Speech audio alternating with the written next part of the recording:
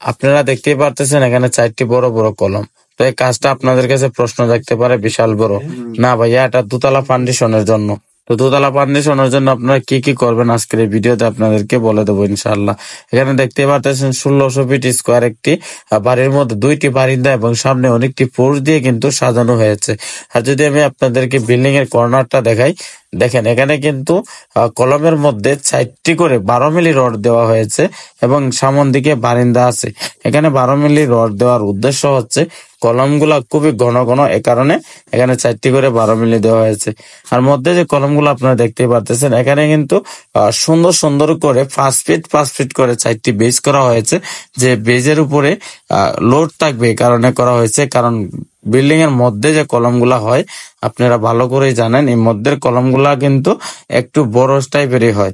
যেমনটা এখানে আপনারা দেখতেছেন, কলমের শর্ট কলমগুলা কিন্তু এখানে করা হয়েছে 15 ইঞ্চি এবং 13 ইঞ্চি। উপরে কলমটি হবে 12 ইঞ্চি এবং 10 ইঞ্চি, এই কারণে শর্ট কলমটি করা হয়েছে।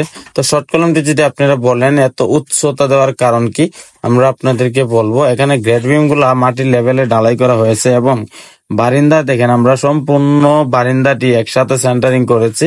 এখানে সামনে যে পোর্সটা আছে, পোর্স হয়ে কিন্তু আমরা একসাথে সেন্টারিং করছি। কারণ হচ্ছে আমি আপনাদেরকে ক্লিয়ার করে দেই, এই সম্পূর্ণ ভিটাটি আমরা ইট লাগিয়ে অনেক দূর উঁচু করার পর আমরা বিটাগুলা করব।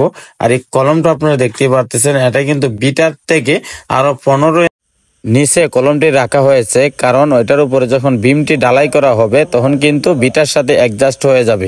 এটাকে আমাদের ভাষায় GL এবং PL বলা হয় যে কাজটিকে। তো ভিউয়ার্স, আপনাদেরকে এখন আমি রড হিসাবে কিছু কথা বলতে চাই।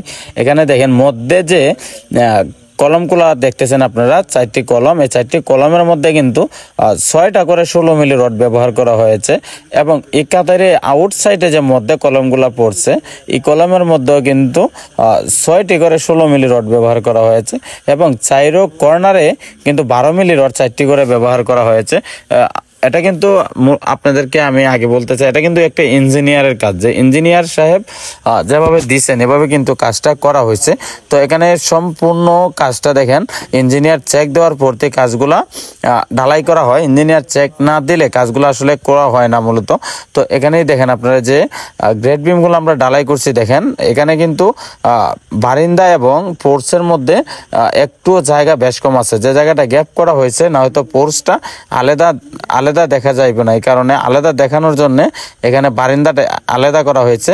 তবে আমরা কিন্তু পোর্সের বিম আর বারিন্দার বিমগুলা ডাইরেক্ট করে দিছি, কারণ আপনি যদি বিমটা ডাইরেক্ট করে না দেন তাহলে কিন্তু আপনার বিল্ডিং এর টানাটা থাকবে না। তো এখানে দেখেন সিঁড়ির রুমের জন্য যে কলম করা হয়েছে, এখানে কিন্তু 2টা কলমে 8টা 16 মিলি রডও ব্যবহার করা হয়েছে। কারণ মহাজন আগে বলছে যে কাজ যেন কখনো কোয়ালিটিফুল হয় আর কাজ যেন দুর্বল কখনো না হয়, এই কারণে ইঞ্জিনিয়ার সমন্বয় কাজটা করা হইতেছে।